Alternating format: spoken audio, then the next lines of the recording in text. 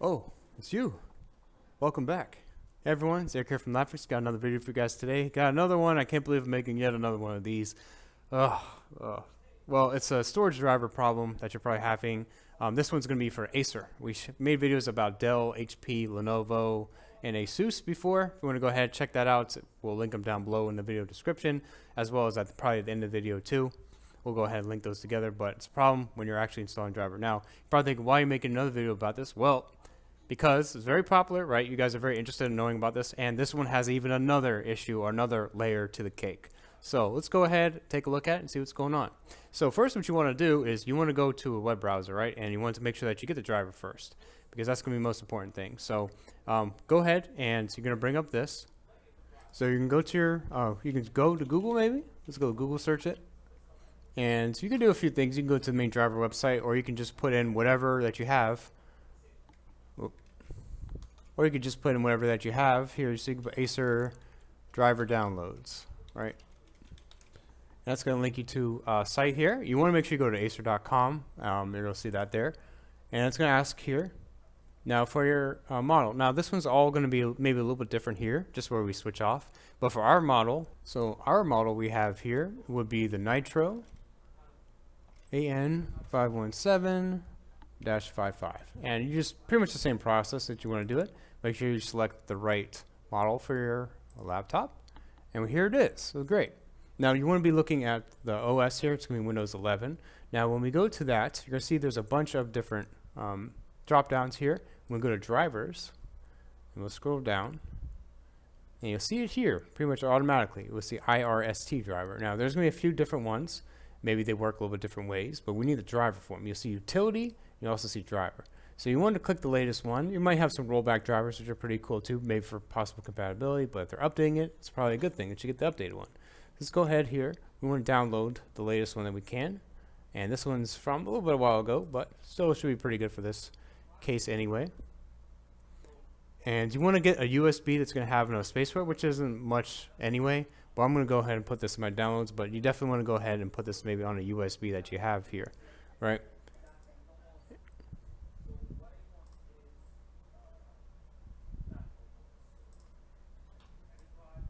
Okay, and what we're going to have is we're going to have a zip drive. What we're going to have is a zip file here.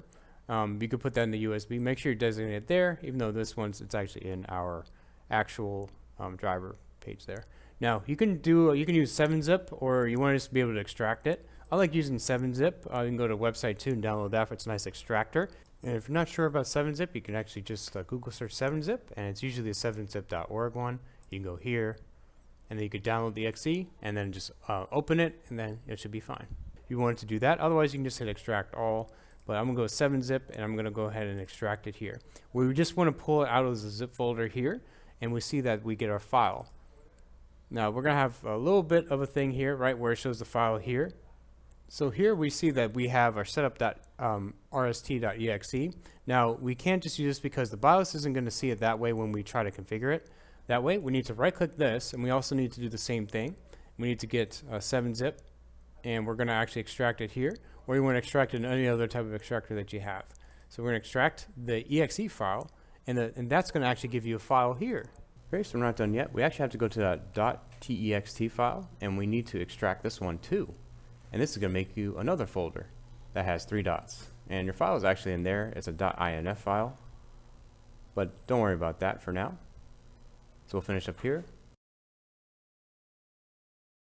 Make sure again you put this whole entire file on a USB. So don't just save it here. You can just put back the whole entire folder there from the downloads into your USB. And we have everything extracted, so now we have everything ready.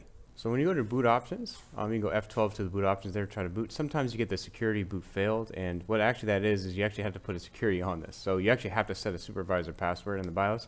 Now, make sure you remember this, or at least remove this after you're doing the process here, because if you forget it, you're going to lock yourself out of the BIOS, and it's not going to be fun really to try to remove that anymore. So if you do have that, you can just add the password and then remove it later, or just keep the password, just definitely remember it, and then we'll go from there. And then we'll go to boot to the USB. Yeah, and it's F2 by the way to get to the BIOS. Now we can go through the Windows. Do that. And we have a video showing the Windows bootable installer if you want to do that.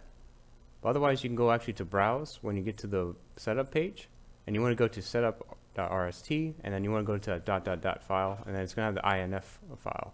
Then you can go ahead and select that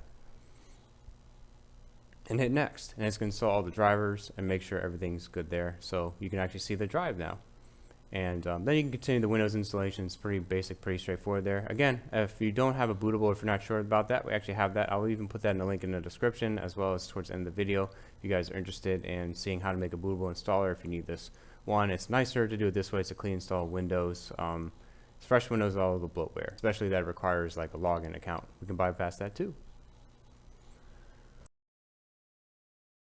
Okay guys, so I hope you guys enjoyed watching this video. I hate making another one for this, but if it makes it more informative for you guys, I definitely want to make that for you guys to know. Obviously, we're Tech Shop. We do installs all the time, as well as lots of obviously logic board repairs and data recoveries, but this is something we also see as well because we like to do absolutely everything for our customers, right? So hope you guys enjoyed watching this video. If you guys have another type of driver or another type of install for another type of computer, then go ahead and check out our other videos. We have the Asus, we have Dell, Lenovo, and HP, at least making this video. If there's any other ones, maybe if there's like MSI, if it has one, then I'll definitely make a video for that as well to be showing you guys. Otherwise, thanks a lot for watching. Hope you guys enjoyed and worked for you too. So leave a comment down below if it actually did work for you, or if you found another workaround, or if you had to use another driver or something else. So love the support, guys. See you guys next video. Thanks a lot for watching. Take care. Bye.